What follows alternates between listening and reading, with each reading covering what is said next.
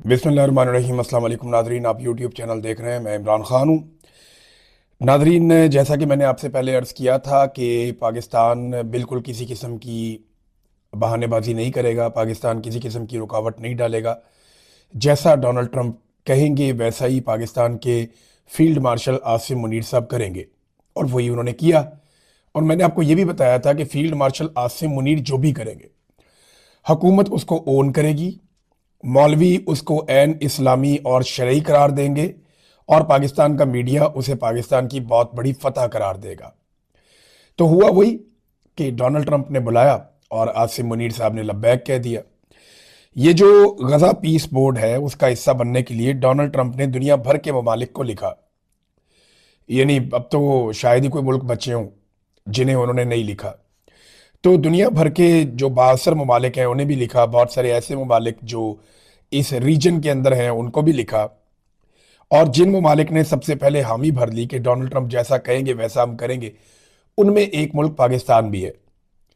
अब जो Donald Trump के ये जो पीस बोर्ड का हिस्सा बन चुके हैं ममालिक, उनमें पाकिस्तान, इसराइल, यूएई, मिस्र, मराकश, काजाकिस्तान, उज़्बेकिस्तान, बेलारूस, हंगरी, ये ज़्यादा ममालिक जो हैं वो रशिया के जो आज़ाद होने वाले ममालिक हैं, ज़्यादा ममालिक वो हैं। इनके अलावा एक हंगरी है। पाकिस्तान और इसराइल ये दोनों इसका हिस्सा हैं, जबकि गल्फ़ कंट्रीज़ में से वहाँ पे एक मिस्र है, और यूएई इसके अंदर शामिल है। फ्रांस ने, कनाडा ने, जर्मनी ने, रूस ने, चीन ने, सऊदी अरब ने, तुर्की ने, पोलैंड ने, बरतानिया, ऑस्ट्रेलिया, भारत, इन ममालिक ने अभी तक हामी नहीं भरी। और बहुत सारे ममालिक हैं जिन्होंने अभी तक हामी नहीं भरी। तो डोनाल्ड ट्रंप ने कहा और आसिम मुनीर साहब ने कहा जी ओके हो गया, हम आ रहे हैं। अब ये गजा पीस बोर्ड, ये एक्चुअली डोनाल्ड ट्रंप साहब का अपना एक मंसूबा है, और उससे वो ये सोचते हैं कि ये गजा की पट्टी को एक तरक्की याफ्ता इलाके में कन्वर्ट करेंगे। यहाँ पे बहुत बड़ी बड़ी हाई राइज बनाई जाएंगी, यहाँ पे ज़बरदस्त किस्म के बीचेस बनेंगे, यहाँ पे कमाल किस्म की सयाहत के इलाके बनेंगे, और ये दुनिया का एक बड़ा महंगा प्लॉट है जहाँ पे वो दुनिया भर के सरमायाकारों को घेर कर दे गए। पैसा भी अपना नहीं लगा रहे, बल्कि जो ममालिक आ रहे हैं उनसे $1 अरब वसूल किया जा रहा है इस मेंबरशिप के बदले में। तो जैसा कि पाकिस्तान से उम्मीद थी कि पाकिस्तान ना करने की पोजीशन में तो है ही नहीं, इनकार तो पाकिस्तान कर ही नहीं सकता। पाकिस्तान इनकार करेगा तो डोनाल्ड ट्रंप वो तमाम पैगामात, मैसेजेस और वो तमाम चीज़ें एक्सपोज कर देगा जो पाकिस्तानी हुक्मरान डोनाल्ड ट्रंप के सामने जाकर बोलते रहे, और उसका इन्हें पाकिस्तान में नुकसान होगा। तो यहाँ पे जो मौलवी हैं वो अब साबित करेंगे कि ये बहुत बड़ी शहादत है, बहुत बड़ा इस्लाम का झंडा पाकिस्तान ने उठा लिया। हालांकि ये क़यादत जो है वो डोनाल्ड ट्रंप की है, क़यादत जो है वो टॉनी ब्लेयर की है, क़यादत जो है वो नेतन्याहू की है। पाकिस्तान इस सफ में कहीं दूर पीछे खड़ा है। अब $1 अरब क्या पाकिस्तान दे सकता है? ये वो पैसा है जो पाकिस्तानियों के खून पसीने का पैसा होगा, ये वो पैसा है जो टैक्स पेयर्स का पैसा होगा। तो क्या पाकिस्तान ये पैसा दे सकता है? ये बड़ा सवाल है ना। हो सकता है पाकिस्तान से पैसा लिया ही ना जाए और पाकिस्तान को इस्तिस्ना दे दिया जाए, इस बुनियाद पर कि पाकिस्तान अपनी फौज गजा में तैनात करेगा हमास को गैर मुसल्ला करने के लिए। इंटरेस्टिंग बात मैं आपको ये बताता हूँ कि ये जो कुछ भी हो रहा है, हमास इसका हिस्सा नहीं है। ये जो कुछ भी हो रहा है, गजा की जो हुकूमत है वो इसका हिस्सा नहीं है। वो इसे तस्लीम नहीं करते, वो इसे मानते नहीं है। आप जब भी गजा में वोटिंग करवाएंगे हमास जीतेगी। गुज़िश्ता इलेक्शंस में भी वही जीते हैं, यानी उनके पास अक्सरियत है फ़लस्तीनियों की, और वो इसको नहीं मानते, लेकिन पाकिस्तानी इसको मान चुके हैं। अभी देखते हैं और कौन कौन से अरब ममालिक हैं जो इस सारी सूरत हाल को मानते हैं। ये अक़वाम मुत्तहिदा की करारदाद आई थी अक्टूबर में, अक्टूबर 2025 में, 2803। तो ये जो करारदाद थी, इस करारदाद की रोशनी में अब ये गजा पीस बोर्ड बना है, और इसका जो पहला नुक्ता था वो एक स्टेबलाइजेशन फोर्स भी था, यानी वहाँ पे एक अमन के क़याम के लिए एक इस्तेहकाम फोर्स तैनात की जाएगी जिसमें मुख्तलिफ ममालिक की फ़ौजें होंगी। इसमें पाकिस्तान की और इंडोनेशिया की फ़ौज होगी, इसके बारे में कहा जा रहा था। कुछ ममालिक पीछे हट गए थे जी, हम अपनी फ़ौज नहीं भेज रहे। बहरहाल अब पाकिस्तान पीस बोर्ड का हिस्सा बन गया है। ये जो करारदाद थी ना अक़वाम मुत्तहिदा में, एक बात हम सबको याद रखनी पड़ेगी कि रूस ने और चीन ने इसकी मुकम्मल मुखालफत की थी। चीन और रूस ये समझते हैं कि आप उनके ऊपर अपना फैसला मुसल्लत नहीं कर सकते। वो ये कहते हैं कि फ़लस्तीनियों को उनका हक मिलना चाहिए और वो खुद फैसला करेंगे अपने लिए कि वो क्या चाहते हैं। जमहूरी तरीका तो ये है, लेकिन ये जिस तरीके से किया जा रहा है, रूस और चीन इससे इत्तफाक नहीं करते और उन्होंने, दोनों ममालिक ने इनकार कर दिया था, इसकी मुखालफत की थी करारदाद की। पाकिस्तान जो है ना नाज़रीन, अब मैं पाकिस्तान की अगर बात करूं तो एक बात तो बड़ी क्लैरिटी के साथ मैं आपको कह देता हूं, पाकिस्तान एक कॉलोनी बनता जा रहा है। एक आज़ाद और खुद मुख्तार मुल्क की बजाय डोनाल्ड ट्रंप की एक कॉलोनी बनता जा रहा है। ट्रंप साहब जो कहेंगे वो यही करेंगे और कई ममालिक अपने मफाद में ऐसा करते भी हैं। लेकिन पाकिस्तान क्या ये अपने मफाद में कर रहा है? आसिम मुनीर साहब की एक बहुत बड़ी मजबूरी है और एक बहुत बड़ी प्रॉब्लम है, और वो है पाकिस्तान में उनका गैर मकबूल होना। वो कोई भी चीज़ कर लें, उनकी मकबूलियत में इजाफा नहीं हो रहा। वो हुकूमत को कामयाब भी नहीं बना पा रहे। अगर बैन अवी सतह पर आवाज़ें उठ जाती हैं कि पाकिस्तान के अंदर जो रजीम जालिमाना तौर पर मुसल्लत किया गया है उसका इख्तिताम किया जाए, तो फिर आसिम मुनीर साहब और इनके सारे हवारी हाथ मलते रह जाएंगे। लिहाजा अगर इमरान खान साहब के खिलाफ डट कर खड़े रहना है या इमरान खान साहब को और उनकी पार्टी को कुचलना है, तो आलमी सतह पे उन्हें तमाम आकाओं को खुश रखना पड़ेगा। ये वो मजबूरी है जिसकी वजह से पाकिस्तान ऐसा लगता है कि ताकतवरों की एक कॉलोनी बनता जा रहा है। एक आज़ाद और खुद मुख्तार मुल्क वाली तो बात दिखाई नहीं देती, जैसी जूते पॉलिश की पॉलिसी रखी है हमारे वजीर आजम ने। मैं तो हैरान हो गया था देख के। अब अमेरिका जो है वो दुनिया के ऊपर दबाव डाल रहा है एक नए किस्म के वर्ल्ड ऑर्डर के लिए। कनाडा का जो वजीर आजम है उसने बड़ी साफ बात की। उसने कहा जी कि मैं खात्मे का ऐलान करता हूं कि अमेरिका की क़यादत के अंदर जो एक वर्ल्ड ऑर्डर चल रहा था वो अब नहीं चलेगा।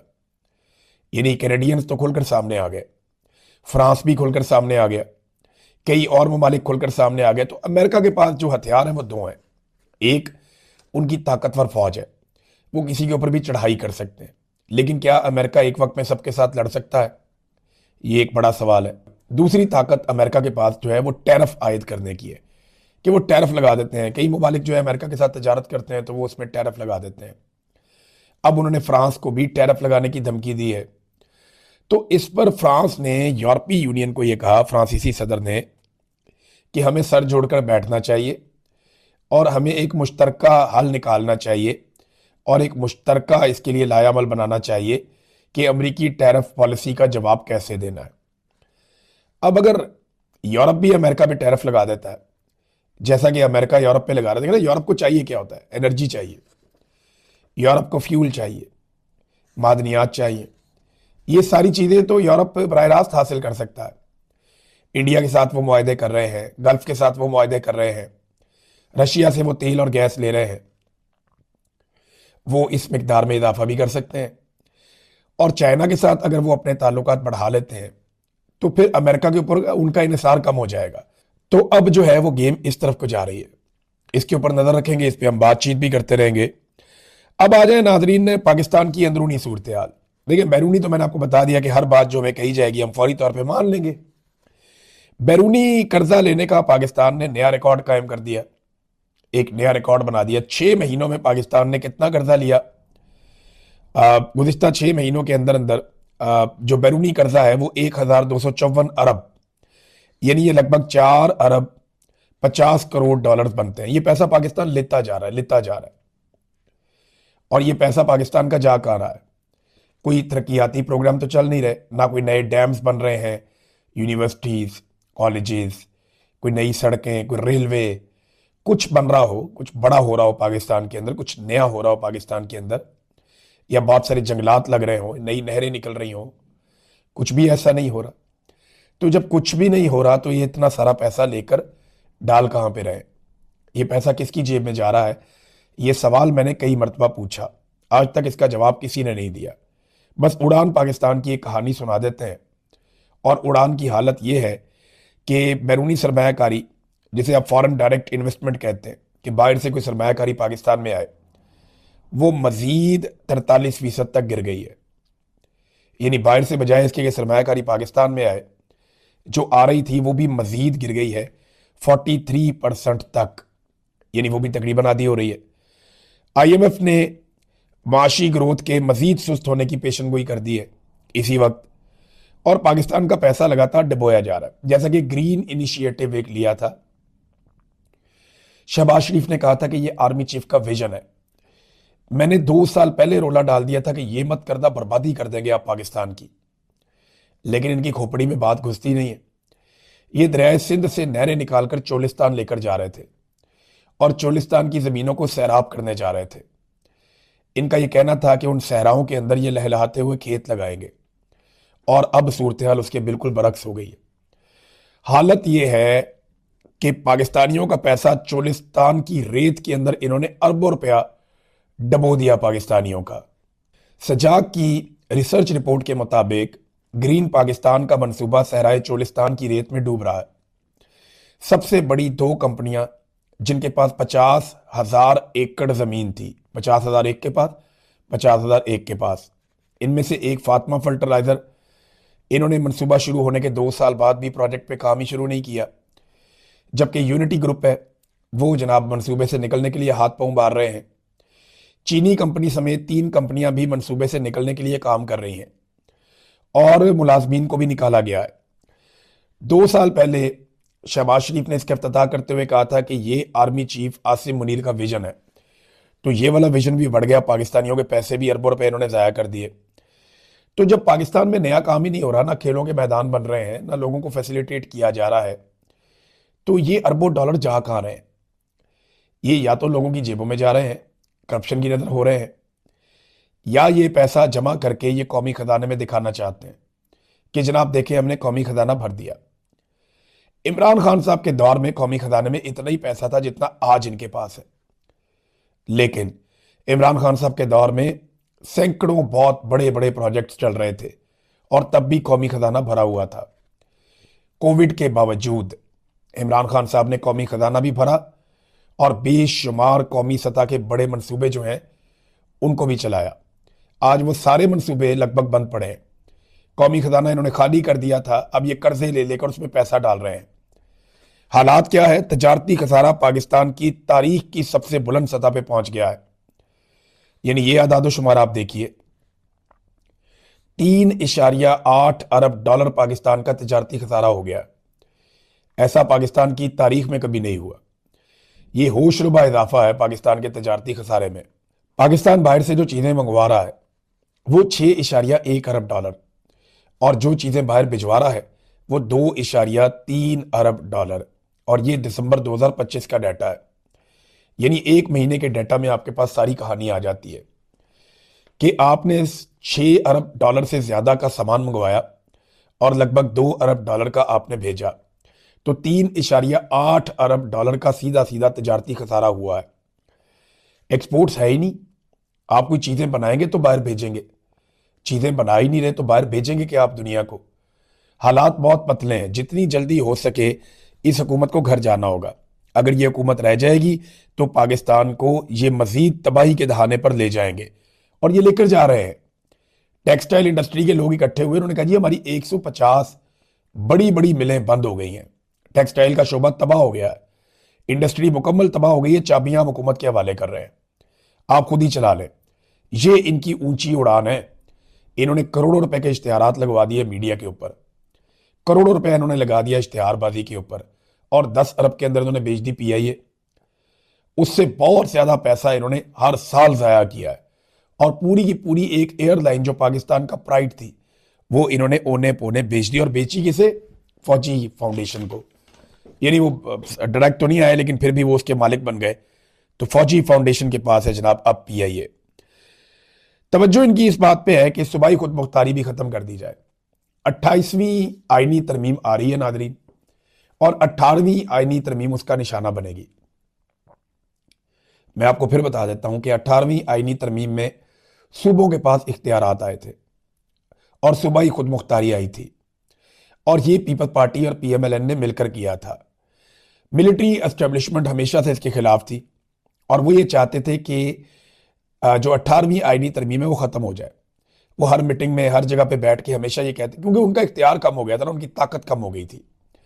मिलिट्री एस्टेब्लिशमेंट को ताकत मिलती है जितना ज्यादा आप वफाक को ताकत देते हैं।